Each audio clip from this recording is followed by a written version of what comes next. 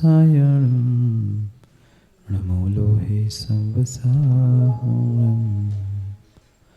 प्रमाणादर्थसंसिद्धि तदा भाषाद्विपर्यय इति वक्षोतयोर्लक्ष्मण सिद्धिमल्पं लघीयसा नमो हरिहन्ताणं नमो सिद्धाणं नमो वायलीयाणं नमो वज्रायणं नमो लोहे संवसाहुम्।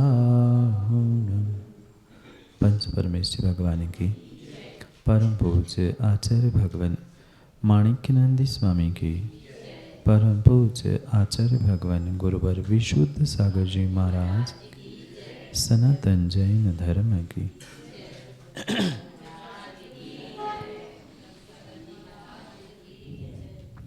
अंतिम तीर्थेश वर्धमान स्वामी के शासन में हम सब विराजते हैं और उनकी यह पावन पीयूष देशना हम सभी के लिए परम उपकारी है। उपकारमयी देशना के समझने के लिए जो 4 अनुयोगों की व्यवस्था थी, उन 4 अनुयोगों में महान अनुयोग द्रव्यानुयोग, और द्रव्यानुयोग में उस आक्षेपणी विक्षेपणी कथाओं से युक्त न्याय का कथन करने वाले उस न्याय ग्रंथ परीक्षामुख सूत्र को हम सभी समझ रहे थे। आचार्य प्रवर माणिक्यनंदी स्वामी उन न्याय ग्रंथों की प्रमुख भूमिका को उद्घाटित करते हुए परमत का खंडन और स्वमत का मंडन करने के लिए प्रमाण के भेद समझा रहे थे। प्रमाण के लक्षण हमने समझे, स्वापूर्वार्थ व्यवसायात्मकम ज्ञानम प्रमाण, और उससे ही संदर्भित फिर पहले परिच्छेद में पूरा व्याख्यान हुआ। दूसरे परिच्छेद में तद्वेदा प्रत्यक्षेतर वेदात विशदम प्रत्यक्षम, इस सूत्रों की श्रृंखला में आचार्य भगवंत उस प्रमाण के भेद को समझा रहे थे। 2 भेदों में से प्रत्यक्ष प्रमाण का व्याख्यान प्रारंभ था, जो विशद है, स्पष्ट है, जहाँ किसी भी ज्ञान की आवश्यकता नहीं है और विशेषता का बोध ज्ञान कराने वाला है, वह प्रत्यक्ष ज्ञान। एक देश प्रत्यक्ष जिसके द्वारा व्यवहार चलाना था, ऐसे उस एक देश प्रत्यक्ष को साम व्यवहारिक प्रत्यक्ष की कोटि में रखते हुए व्यवहार यानी परोक्ष का भी खंडन नहीं हुआ और व्यवहार का भी खंडन नहीं हुआ, इसलिए साम व्यवहारिक प्रत्यक्ष स्थापित किया गया। पुनः प्रश्न आया कि फिर इंद्रियां और मन अगर ज्ञान के लिए कारणभूत है, इंद्रियां मन से अगर आप एक देश ज्ञान मान रहे हो, तो अर्थ और प्रकाश से भी ज्ञान क्यों नहीं मानते? फिर आचार्य भगवान ने नार्थालोको परिच्छेदत्वात् सूत्र देते हुए यह कहा कि अर्थ और आलोक, पदार्थ और प्रकाश, वह परिपूर्ण रूप से ज्ञान का विषय है, ज्ञेय है, प्रमेय है, पर ज्ञान उत्पन्न कराने वाला नहीं है।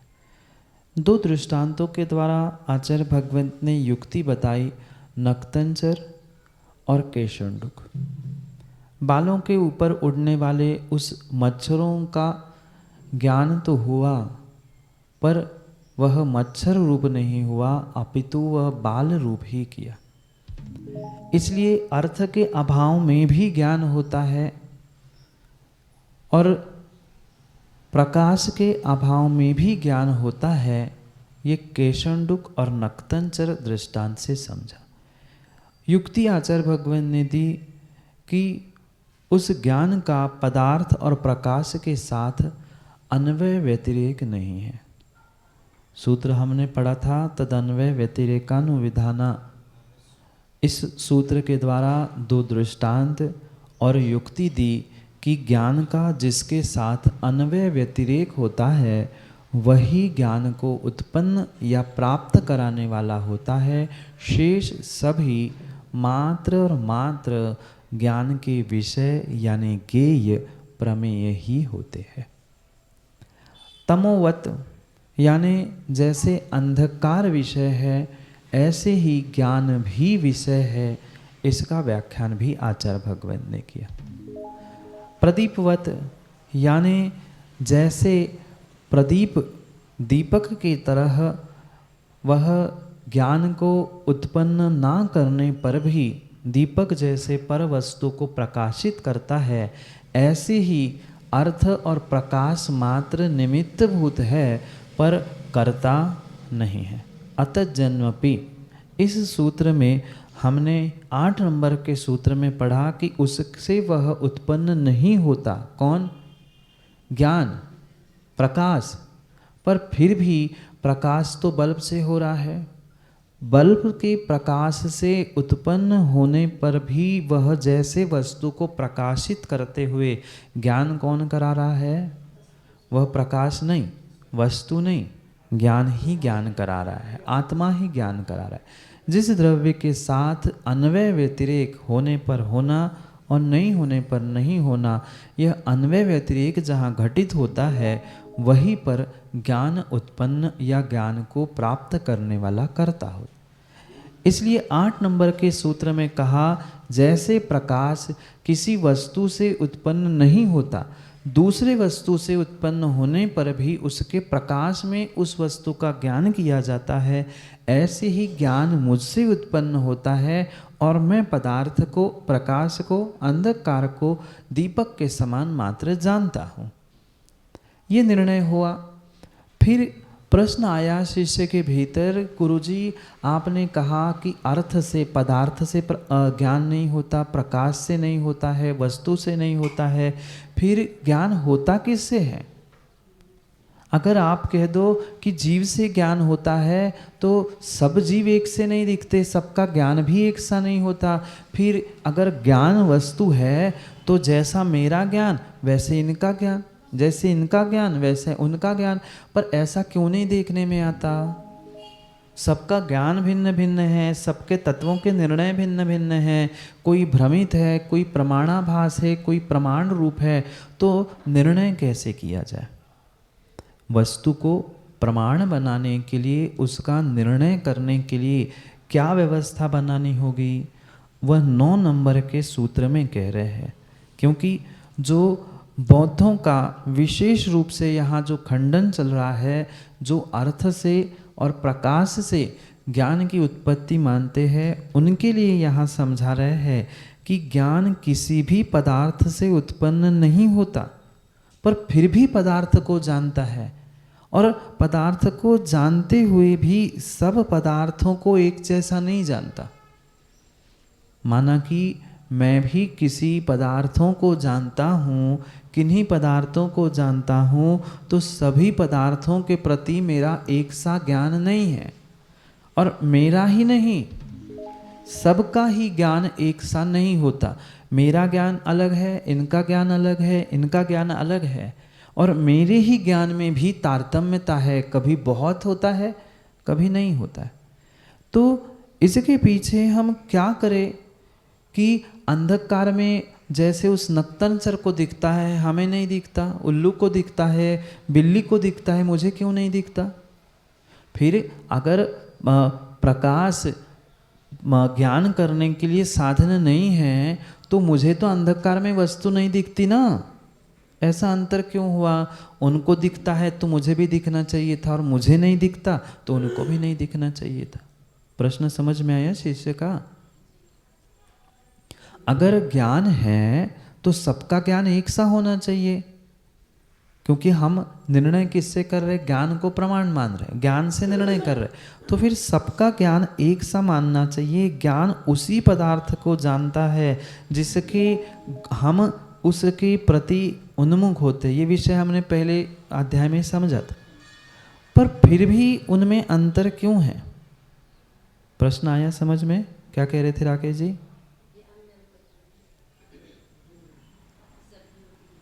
जो ज्ञान जिस पदार्थ से उत्पन्न होगा वह ज्ञान उसी पदार्थ को जानेगा, अन्य को नहीं। ऐसा नियम से काम चलाता है। कौन? बौद्ध। उनका कहना है अगर ज्ञान ने इस पदार्थ को जाना तो इसी पदार्थ को जानेगा। ग्रंथ को जानने के लिए दूसरा ज्ञान, किसी व्यक्ति को जानने के लिए तीसरा ज्ञान, कैमरे को, माइक को जानने के लिए चौथा, पांचवा ज्ञान, पर ऐसा नहीं होता। वही ज्ञान भिन्न भिन्न प्रकार से वस्तुओं को जानता है। तो फिर ये काम कैसे होता है, व्यवस्था बनती कैसे है? कोई बहुत अच्छा ज्ञान किसी ग्रंथ का होता है, किसी विषय में हम पंक्ति पढ़ते हैं पर हमें ध्यान ही नहीं रहता, याद ही नहीं रहता, ये क्यों ऐसा हो रहा है? उसका ही उत्तर यहाँ पर 9 नंबर के सूत्र में आचार्य माणिकनंदी स्वामी दे रहे हैं। पढ़ते हैं 9 नंबर के सूत्र को।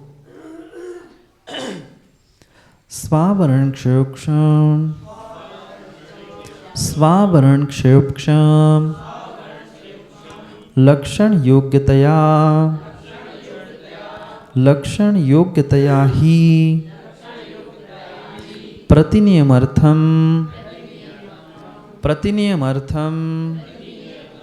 व्यवस्थापयति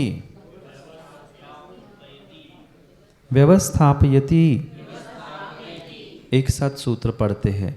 स्वावरण क्षयोक्षम लक्षण योग्यताया ही प्रतिनियमर्थम व्यवस्थापयति। पढ़ो एक साथ।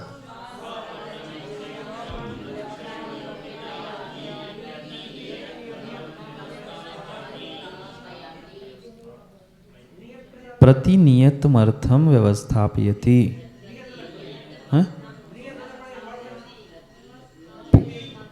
पहले अच्छे से सुन लो, मैं पढ़ता हूँ, कान मेरे सुनने की ओर और आंखें शब्दों की ओर, फिर एक साथ पुनः पढ़ेंगे। अभी मैं जो पढ़ रहा हूँ वो सुनने का, समझने का प्रयास करना। स्वावरण क्षयोक्षम लक्षण योग्यतया ही प्रतिनियतमर्थम व्यवस्थापयति। समझ में आया? मैं पुनः पढ़ता हूँ। स्वावरण क्षयोपक्षम लक्षण योग्यतया ही प्रतिनियतमर्थम व्यवस्थापयति। अब पढ़ो एक साथ।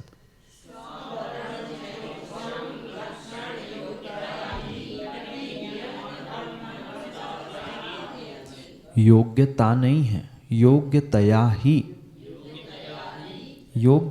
ही प्रतिनियत मर्थम व्यवस्थापयति। पढ़ो फिर से एक बार।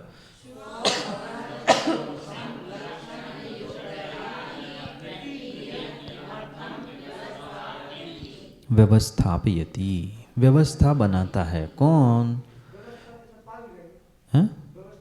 व्यवस्थापयति जो लिखा है वो पढ़ रहे हैं अपन, फिर उसका कैसा अर्थ करना है वो अपन धीरे धीरे समझते हैं। जो व्यवस्थापयति यानी व्यवस्था करता है। कौन व्यवस्था करता है? कोई पदार्थ, कोई प्रकाश, कोई ग्रंथ, कोई गुरु, कोई किसी के ज्ञान के लिए व्यवस्था नहीं करता। फिर व्यवस्था कौन कराता है? स्वावरण क्षयोक्षम लक्षण योग्यतया। जो अपने ज्ञानावरणी कर्म, ज्ञान के विषय में, दर्शनावरणी कर्म, दर्शन के विषय में, अन्य जो भी कर्म अपने अपने उस व्यवस्था के लिए, इसलिए किसी ज्ञानावरणी नहीं लिखा, स्वावरण, स्व आवरण, शब्दों का विग्रह करो। स्व आवरण क्षयोपक्षम लक्षण, स्वयं के अपने ही आवरण कर्म के क्षयोक्षम लक्षण रूप से ही योग्यता के द्वारा, मात्र शब्द योग्यता है, पर जैसे हमने षट कारक पढ़े कर्ता ने कर्म को, तो कारक विभक्ति जोड़ने पर वह योग्यतया ऐसा शब्द बनेगा। तो कह रहे हैं अपने आवरण कर्म आवरण कर्म के निमित्त से, यानी उनके क्षयोपक्षम, क्षयोपक्षम क्या होता है? क्षयोपक्षम क्या होता है? ज्ञान का विषय अभी नहीं चल रहा, मैं मात्र शब्द क्षयोपक्षम पूछ रहा हूं कि क्षयोपक्षम मतलब क्या? जो कर्मों की अपेक्षा से हमने क्षयोक्षम समझने की हमें पहले आवश्यकता है। क्षय, उपशम और उदय, इन तीनों की जो मिश्र अवस्था है वह क्षयोपक्षम है। क्षय, उपशम और उदय, इन तीनों की जो मिश्र अवस्था है वो क्षयोपक्षम है। भले ही सामान्य भाषा में हम कुछ कहे, पर इसे सिद्धांत से भी समझने की आवश्यकता है। करणानियोग की अपेक्षा से क्षयोक्षम समझे बिना ये द्रव्यानियोग का निर्णय नहीं हो सकता। तो उस परिभाषा को लिख ले, सर्वघाती प्रकृतियों का उदयाभावी क्षय लिख लो। ये करणानियोग का भी सूत्र समझना, शब्द समझना बहुत आवश्यक है। सर्वघाती प्रकृतियों का उदयाभावी क्षय, सर्वघाती प्रकृतियों का उदयाभावी क्षय, उन्हीं का सद अवस्था रूप उपशम, उन्हीं का सद अवस्था रूप उपशम और उन्हीं का सद अवस्था रूप उपशम और लिख लिया इतना, और देशघाती प्रकृति का उदय जहां होता है, देशघाती प्रकृतियों का उदय जहां होता है वह क्षयोपक्षम है। क्या लिखा? सर्वघाती प्रकृतियों का उदयाभावी क्षय, उन्हीं का सद अवस्था रूप उपशम और देशघाती प्रकृतियों का उदय जहाँ होता है वहाँ वह क्षयोपक्षम यानी मिश्र अवस्था बनती है। यही मिश्र अवस्था है। प्रकृति लिख दो या प्रकृति रूप लिख दो, क्योंकि कर्मों की अनेक प्रकृतियां है, कुछ देशघाती है, कुछ सर्वघाती है। अनुजीवी गुण और प्रतिजीवी गुण जैसे कथन मिलता है, ऐसे ही पूर्ण रूप से गुणों का घात करने वाली वह सर्वघाती प्रकृति कही जाती है और कुछ देशघाती प्रकृतियां हुआ करती। तो उन सर्वघाती प्रकृतियों का उदयाभावी क्षय मतलब उन्हें उदय में ही नहीं आने देना, और उन्हीं का सदअवस्था रूप है तो, पर उपशम है, क्षय नहीं किया। क्षय मतलब क्या? निकाल के बाहर कर देना। यहाँ क्षय नहीं है, उदयाभावी क्षय यानी उदय नहीं होने देने रूप क्षय है, और उन्हीं का उपशम है, दबा हुआ, फिटकरी के समान दबा हुआ। पर उसमें ही एक देश जो देशघाती प्रकृति है, थोड़े से ही आत्मा के गुणों को ढाकने वाली है, ऐसे उस देशघाती प्रकृति का उदय जहाँ होता है वहाँ क्षयोक्षम होता है। अब आया समझ में? ये शास्त्रीय भाषा में, हाँ, जो बताया ना, पूर्ण गुणों का घात करने वाली सर्वघाती, कुछ गुणों का घात करने वाली उस प्रतिजीवी अनुजीवी गुणों की अपेक्षा से अनुजीवी गुणों का घात करने वाली पूर्ण रूप से वह सर्वघाती हुई, और प्रतिजीवी यानी जिससे जीव के मूल गुण में या मूल अस्तित्व में धोखा नहीं है, ऐसे वह देशघाती प्रकृतियाँ, कुछ अंशों में ढाकने वाली देशघाती, उसका क्या किया? उदय हुआ देशघाती का, और सर्वघाती का क्षय और उपशम। इसलिए क्षय, उपशम और उदय, इस तीन मिश्र अवस्था से जो कर्मों की स्थिति बनती है उसको ही क्षयोपक्षम कहा। समझ में आया?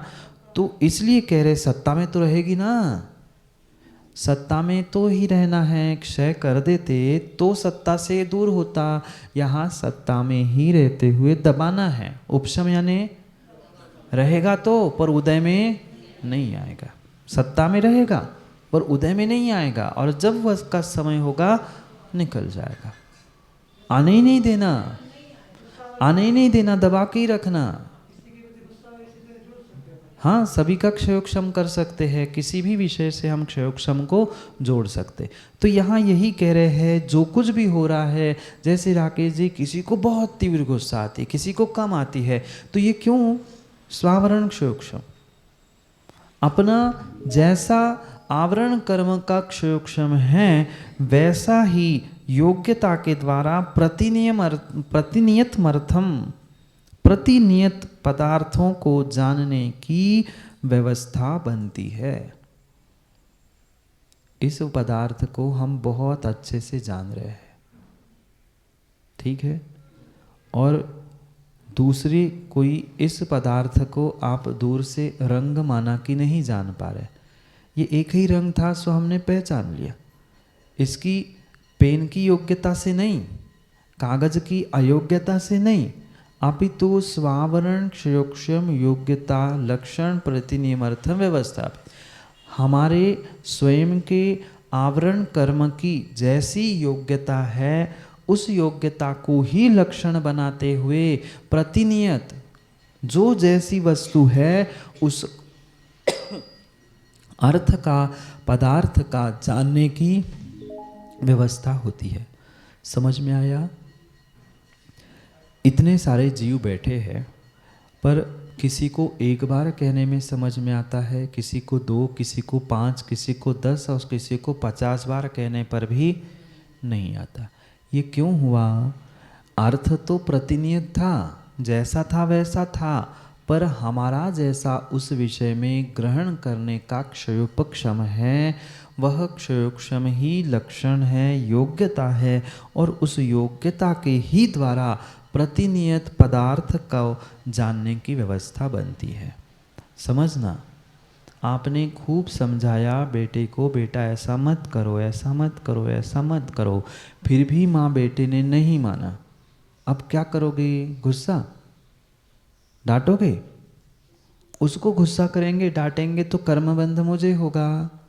तब ये सूत्र लगाना, भाई मैंने तो अपना समझाने का काम कर लिया, अब स्वावरण क्षयोक्षम योग्यता लक्षण ही प्रतिनियमर्थम व्यवस्था। मैं लाख चाहूँ तुम्हारा कल्याण करो, तुम्हें अच्छी बात बताऊं, पर तुम्हारा बेचारे का क्षयोक्षम ही नहीं है, तो तुम क्या कर सकते हो? बताओ। वे जब जलेगा, हाथ निकालेगा तो स्वयं को समझ में आएगी, और आए भी जरूरी नहीं है। उसका जैसा पुण्य का क्षयोक्षम का उदय है, वैसा ही वह कार्य करेगा। इसलिए पदार्थ ज्ञान की व्यवस्था नहीं बनाता, प्रकाश ज्ञान की व्यवस्था नहीं बनाता, अन्य किसी का ज्ञान भी ज्ञान की व्यवस्था नहीं बनाता। इसका ज्ञान भिन्न, इसका ज्ञान भिन्न, ऐसी भी व्यवस्था नहीं है। ज्ञान तो एक ही है, सभी का ज्ञान एक सा ही है, पर फिर भी अंतर क्यों है सौरभ भैया? स्वावरण क्षयोक्षम। ये सूत्र तो जीवन में याद करके रख लो। जब भी किसी प्रकार का विकल्प हो, तो ये द्रव्यानियों का न्याय ग्रंथ का ऐसा अद्भुत सूत्र है, जिसने इसको समझ लिया और निर्णय करके दिमाग में रख लिया, उसे कभी भी कसाय हो ही नहीं सकती। राकेश जी, आप कितना भी कह दो, कितना भी कह दो, पर जिसको समझना ही नहीं है, आप माथा फोड़ लो, उसे नहीं मानना है सो नहीं मानना। स्वावरण क्षयोक्षम लक्षण योग्यतया ही प्रतिनियतमर्थम, जो प्रतिनियत पदार्थ है, जिस पदार्थ का हम ज्ञान कर रहे हैं, वह जानने की व्यवस्था और कोई नहीं बना था, मेरे स्वयं के ही कर्मों का क्षयोक्षम। स्वावरण कर्म, अपने आवरण कर्म का क्षयोक्षम, उसी कारण की योग्यता से ही पदार्थ से उत्पन्न ना होते हुए, वह पदार्थ के आकार रूप ना होते हुए भी पदार्थ को जानता है। ज्ञान पदार्थ से उत्पन्न हुआ, ज्ञान पदार्थ से उत्पन्न हुआ क्या? ज्ञान पदार्थ के आकार का हुआ? ज्ञान इस आकार का नहीं हुआ। ज्ञान तो ज्ञान ही रूप था। फिर इसको कैसे जाना, इसको अलग कैसे जाना, इस ग्रंथ को अलग कैसे जाना? तो वह जानने वाला स्वावरण क्षयोक्षम था। स्वावरण क्षयोक्षम की योग्यता से ही प्रत्येक जीव काम करता है। क्या कोई भी टीचर, कोई भी गुरु अपने शिष्य को गलत शिक्षा देता है? सभी कक्षा में पढ़ने वाले सभी विद्यार्थियों को एक ही ब्लैक बोर्ड पे सिखाया जाता है, पर फिर भी कोई दीपक फर्स्ट आता है, कोई फेल भी होता है। क्यों? अब लगा लो, स्वावरण क्षयोक्षम योग्यता होता है ना। इसलिए तो मैंने ये भी कहा कि कल जो मेरा ज्ञान था जरूरी आज नहीं है। जो 30, 25, 40 वर्ष की उम्र तक जो हम ज्ञान का, तत्वों का निर्णय कर रहे थे, वो निर्णय मेरे पास 50, 70, 80 साल पे नहीं होगा, क्योंकि वह क्षयोक्षम घटेगा, पुण्य घटेगा, पुण्य का क्षयोक्षम घटेगा, इन सभी का क्षयोक्षम घटेगा। पुण्य बढ़ेगा तो क्षयोक्षम भी बढ़ेगा। पुण्य का भी तो क्षयोक्षम है। पुण्य यानी क्या है? कर्म प्रकृति है। वह शुभ रूप कर्म प्रकृति का अगर क्षयोक्षम बढ़ गया तो पाप घटेगा, और पाप का क्षयोक्षम बढ़ गया तो ये घटेगा। उम्र से तो होता है।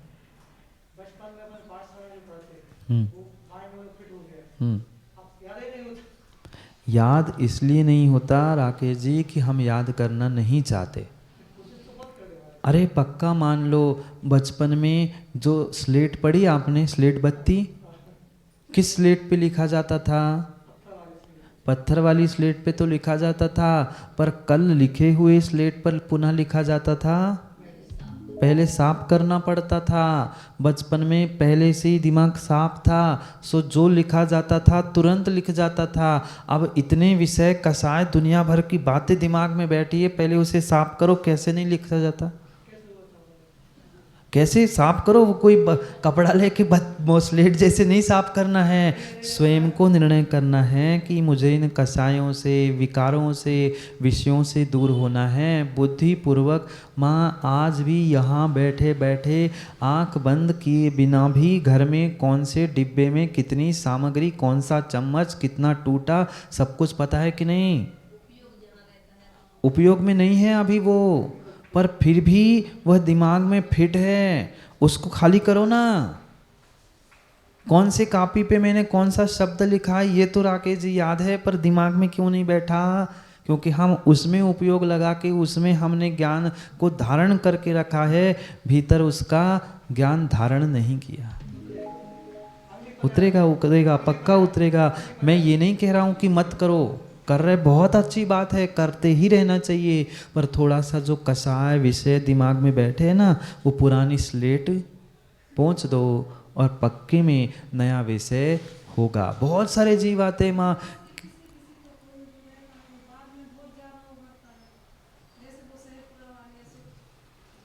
हाँ, सहजता से नहीं बढ़ता, अपने आप नहीं बढ़ता माँ। ज्ञान, चारित्र, और जितना जितना चारित्र में निखार आएगा उतना उतना ज्ञान बढ़ेगा। चारित्र नहीं है तो कभी भी ज्ञान में वृद्धि देखी नहीं जाएगी, हो ही नहीं सकता। ये चारित्र की ही महिमा है कि सब अपने आप होने लगता है। संयम की महिमा है कि ज्ञान का क्षयोक्षम नहीं होने पर भी सब कुछ होने लगता है। हमें कौन आता था कुछ माँ, हिंदी तक ढंग से नहीं बोल पाते थे। वे चारित्र की, गुरु की, विश्वास की और संयम की ही महिमा है कि आज इतनी सारी क्लास दिन भर में हम उस हिंदी में ही पढ़ाते। ये गुरु और चारित्र की महिमा है। पर ये भी पक्का है, जैसे जैसे उम्र ढलती है वैसे वैसे पुण्य भी घटता है। क्यों, कैसे, फिर कभी चर्चा करें, क्योंकि आज का समय बहुत हो गया। कल समय पे अगले सूत्र को समझने के लिए हमें पुनः मिलना है। इसी विषय को आगे बढ़ाते हुए आचार्य भगवंत बौद्धों का खंडन और जैनों का मंडन करने के लिए अगले सूत्र को देंगे। कल समय पर समय की बात के लिए समय पे मिलते हैं, क्योंकि समय पे किया गया काम समय को दिलाता है। बोलिए भगवान महावीर स्वामी की।